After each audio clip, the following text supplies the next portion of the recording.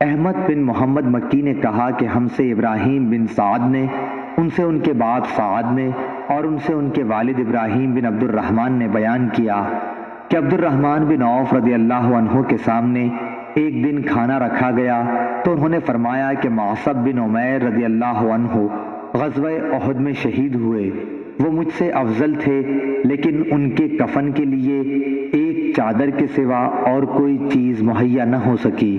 اس طرح جب حمزہ رضی اللہ عنہ شہید ہوئے یا کسی دوسرے صحابی کا نام لیا، وہ بھی مجھ سے افضل تھے، لیکن ان کے کفن کے لیے بھی صرف ایک ہی چادر مل سکی۔ مجھے تو ڈر لگتا ہے کہ کہیں ایسا نہ ہو ہمارے چین اور آرام کے سامان ہم کو جلدی سے دنیا میں دے دیے گئے ہوں۔ پھر وہ رونے لگے۔ صحیح بخاری حدیث نمبر 1274۔ دی انہیں سعد بن ابراہیم نے، انہیں ان کے باپ ابراہیم بن عبد الرحمن نے، کہ عبد الرحمن بن عوف رضی اللہ عنہ کے سامنے کھانا حاضر کیا گیا، وہ روزے سے تھے۔ اس وقت انہوں نے فرمایا کہ ہائے معصب بن عمیر رضی اللہ عنہ شہید کیے گئے، وہ مجھ سے بہتر تھے، لیکن ان کے کفن کے لیے صرف ایک چادر میسر آ سکی۔ اگر اس سے ان کا سر ڈھانکا جاتا تو پاؤں کھل جاتے، اور پاؤں ڈھانکتے تو سر کھل جاتا۔ اور میں سمجھتا ہوں کہ انہوں نے یہ بھی فرمایا اور حمزہ رضی اللہ عنہ بھی اسی طرح شہید ہوئے، وہ بھی مجھ سے اچھے تھے۔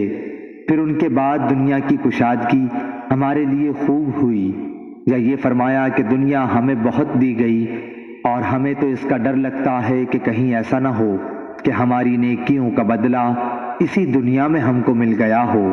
پھر آپ اس طرح رونے لگے کہ کھانا بھی چھوڑ دیا۔ صحیح بخاری حدیث نمبر 1275۔ اللہ عنہ نے بیان کیا کہ ہم نے نبی کریم صلی اللہ علیہ وسلم کے ساتھ صرف اللہ کے لیے ہجرت کی، اب ہمیں اللہ تعالیٰ سے اجر ملنا ہی تھا۔ ہمارے بعض ساتھی تو انتقال کر گئے اور اس دنیا میں انہوں نے اپنے کیے کا کوئی پھل نہیں دیکھا۔ معصب بن عمیر رضی اللہ عنہ بھی انہی لوگوں میں سے تھے، اور ہمارے بعض ساتھیوں کا میوہ پک گیا اور وہ چن چن کر کھاتا ہے۔ مصعب بن عمر رضی اللہ عنہ احد کی لڑائی میں شہید ہوئے، ہم کو ان کے کفن میں ایک چادر کے سوا اور کوئی چیز نہ ملی، اور وہ بھی ایسی کہ اگر اس سے سر چھپاتے ہیں تو پاؤں کھل جاتا ہے، اور اگر پاؤں ڈھکتے تو سر کھل جاتا۔ آخر یہ دیکھ کر نبی کریم صلی اللہ علیہ وسلم نے ارشاد فرمایا کہ سر کو چھپا دیں اور پاؤں پر سبز گھاس ازخر نامی ڈال دیں۔ صحیح بخاری حدیث نمبر 1200۔ عبدالعزیز بن ابی حازم نے بیان کیا، ان سے ان کے باپ نے اور ان سے سہل رضی اللہ عنہ نے، کہ ایک عورت نبی کریم صلی اللہ علیہ وسلم کی خدمت میں ایک بنی ہوئی حاشیہ دار چادر آپ کے لیے تحفہ لائی۔ سہل بن سعد رضی اللہ عنہ نے حاضرین سے پوچھا کہ تم جانتے ہو چادر کیا؟ لوگوں نے کہا کہ جی ہاں، شملہ۔ سہل رضی اللہ عنہ نے کہا کہ ہاں شملہ، تم نے ٹھیک بتایا۔ خیر، اس عورت نے کہا کہ میں نے اپنے ہاتھ سے اسے بنا ہے اور آپ صلی اللہ علیہ وسلم کو پہنانے کے لیے لائی ہوں۔ نبی کریم صلی اللہ علیہ وسلم نے وہ کپڑا قبول کیا۔ آپ صلی اللہ علیہ وسلم کو اس کی اس وقت ضرورت بھی تھی، پھر اسے ازار کے طور پر باندھ کر آپ صلی اللہ علیہ وسلم باہر تشریف لائے تو ایک صاحب عبد الرحمن بن عوف رضی اللہ عنہ نے کہا کہ یہ تو بڑی اچھی چادر ہے، یہ آپ صلی اللہ علیہ وسلم مجھے پہنا دیجئے۔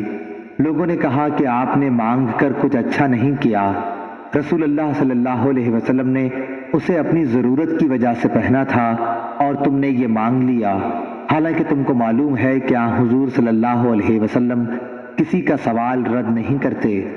عبد الرحمن بن عوف رضی اللہ عنہ نے جواب دیا کہ خدا کی قسم، میں نے اپنے پہننے کے لیے آپ صلی اللہ علیہ وسلم سے یہ چادر نہیں مانگی تھی، بلکہ میں اسے اپنا کفن بناؤں گا۔